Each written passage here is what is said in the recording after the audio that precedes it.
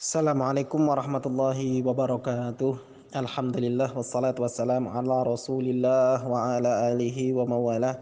Wala haula wala quwwata illa billah. Amma ba'du.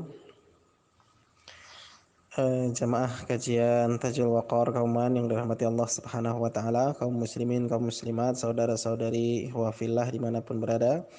Semoga selalu dalam rahmat Allah Subhanahu wa taala. Alhamdulillah, kita bersyukur kepada Allah, kita bersolawat kepada Rasulullah.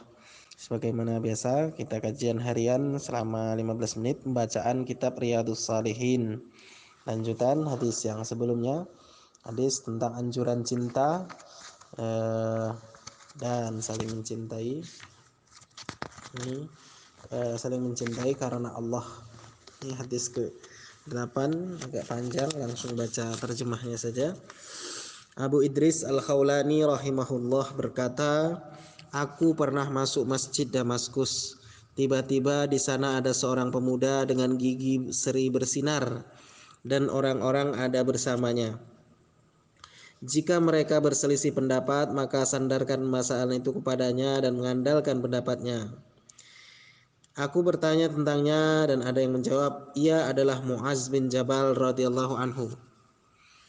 Esok harinya aku datang lebih pagi dan ternyata aku mendapatinya telah datang lebih pagi dariku. Ia salat dan aku menunggunya hingga ia menyelesaikan salatnya. Dari depannya aku datang dan mengucapkan salam, lalu aku katakan kepadanya, demi Allah aku mencintaimu. Ia menjawab, karena Allah.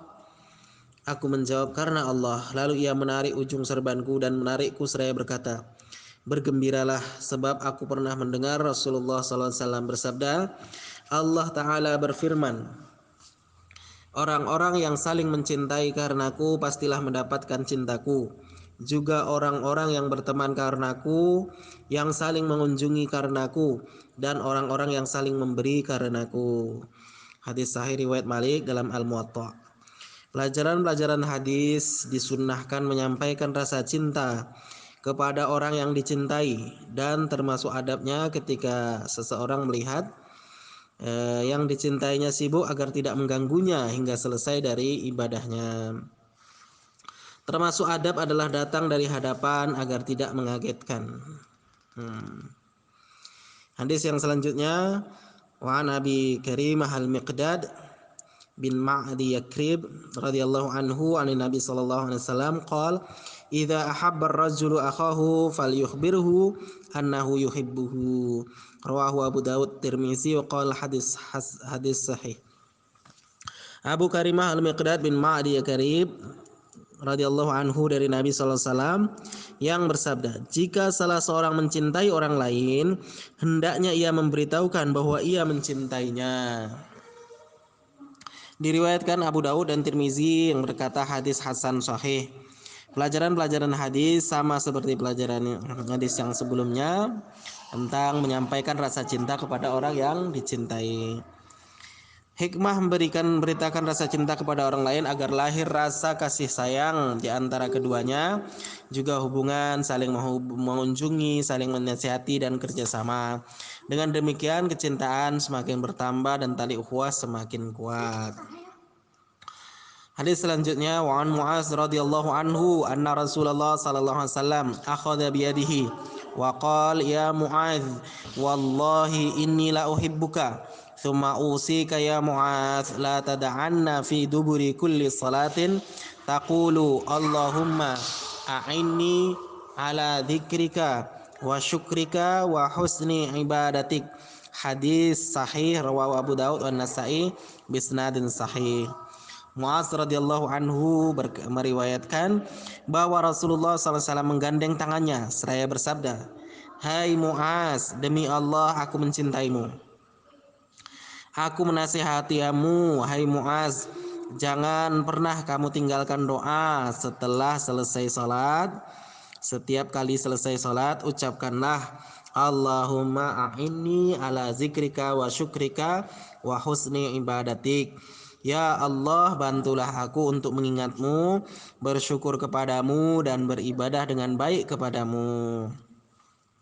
Hadis sahih riwayat Abu Dawud, Nasai dengan sanad sahih. Pelajaran hadis disunahkan membaca doa ini setiap selesai sholat fardu. Kemuliaan tambahan bagi Muaz dari Rasulullah SAW serta anjuran mengucapkan doa ini jika ingin berzikir. Ini doa yang sangat luar biasa, yang sangat hebat. Tidak boleh, jangan sampai kita tinggalkan. Kita minta kepada Allah kemudahan untuk berzikir, untuk bersyukur dan bisa beribadah dengan baik. Hadis selanjutnya, wa an Anas radhiyallahu anhu anna rajulan kana 'inda Nabi sallallahu alaihi wasallam famara rajulun bihi faqala ya Rasulullah inni la uhibbu hadha faqala lahu Nabi sallallahu alaihi wasallam a'lamtahu qala qala a'limhu falahiqahu faqala inni uhibbuka fillah faqala ahabbakallahu alladhi ahbabtani lahu. Rawahu Abu Dawud bi isnadin sahih. Anas radhiyallahu anhu meriwayatkan bahwa seorang berada di sisi Rasulullah sallallahu alaihi wasallam lalu berkata, "Ya Rasulullah, aku mencintai orang ini." Beliau bertanya, "Apa kamu sudah memberitahunya?" Ia menjawab, "Belum." Rasulullah bersabda, "Beritahu." Ia mengejarnya dan mengatakan, "Aku mencintaimu karena Allah." Orang itu menjawab, "Mudah-mudahan Allah mencintaimu sebagaimana kamu mencintaiku karenanya." Diriwayatkan Abu Dawud dengan sanad sahih. Pelajaran hadis, seseorang disunnahkan untuk menemui orang lain yang dicintainya, untuk memberitahunya bahwa ia mencintainya. Dengan demikian, jalinan di antara mereka akan semakin erat dan rasa cinta pun bertambah. Nah, ini hadis-hadis semuanya menunjukkan keutamaan saling mencintai, anjuran mencintai karena Allah Subhanahu wa taala, bukan karena sebab yang lain. Bab yang ke-47, bukti cinta Allah kepada hamba. Bukti cinta Allah kepada hamba. Allah berfirman, "A'udzubillahi minasyaitonir rajim. Qul in kuntum tuhibbunallaha fattabi'uni yuhibbukumullahu wa yaghfir lakum dzunubakum wallahu ghafurur rahim." Surat Al-Imran ayat 31. Katakanlah, jika kamu benar-benar mencintai Allah, ikutilah aku, niscaya Allah mengasihi dan mengampuni dosa-dosamu. Allah Maha Pengampun lagi Maha Penyayang. يا أيها الذين آمنوا من يرتد منكم عن دينه فسوف يأتي الله بقوم يحبهم ويحبونه أذلة على المؤمنين عزة على الكافرين يجاهدون في سبيل الله ولا يخافون لومة لائم ذلك فضل الله يؤتيه من يشاء wallahu wasi'un alim. Surat Al-Maidah ayat 54. Hai orang-orang yang beriman, barang siapa di antara kamu yang murtad dari agamanya, maka kelak Allah akan mendatangkan suatu kaum yang Allah mencintai mereka dan mereka pun mencintainya, yang bersikap lemah lembut terhadap orang-orang yang mukmin dan bersikap keras terhadap orang-orang kafir, yang berjihad di jalan Allah, yang tidak takut kepada celaan orang yang suka mencela. Itulah karunia Allah, diberikannya kepada siapa yang dikehendakinya, dan Allah Maha luas pemberiannya lagi Maha mengetahui. Surat Al-Maidah ayat 54. Wa an Abi Hurairah radhiyallahu anhu qala Rasulullah sallallahu alaihi wasallam, inna Allah ta'ala qala man 'ada li waliyan faqad adantuhu bil harb wa ma taqarraba ilayya 'abdi bi syai'in ahabba ilayya mimma aftaradtu 'alaihi wa ma yazalu 'abdi yataqarrabu ilayya bin nawafil hatta uhibbah فإذا أحببته كنت سمعه الذي يسمع به وبصره الذي يبصر به ويده التي يبطش بها ورجله التي يمشي بها وإن سألني أعطيته ولئن استعاذني لأعيذنه. رواه البخاري. Abu Hurairah radhiyallahu anhu meriwayatkan dari Rasulullah sallallahu alaihi wasallam bersabda, sesungguhnya Allah taala berfirman, barang siapa memusuhi waliku, Allah mengumumkan perang kepadanya. Dan seorang hamba senantiasa mendekatkan diri kepadaku dengan amalan yang paling aku cintai, yaitu apa-apa yang aku wajibkan kepadanya. Juga hambaku mendekatkan diri kepadaku dengan amal sunnah sampai aku mencintainya. Jika aku mencintainya, akulah pendengarannya yang digunakan untuk mendengar, penglihatannya yang digunakan untuk melihat, tangannya yang digunakan untuk berbuat, dan kakinya yang digunakan untuk berjalan. Jika ia minta kepadaku, pasti aku memberinya. Jika ia berlindung kepadaku, pasti aku melindunginya. Hadis riwayat Bukhari.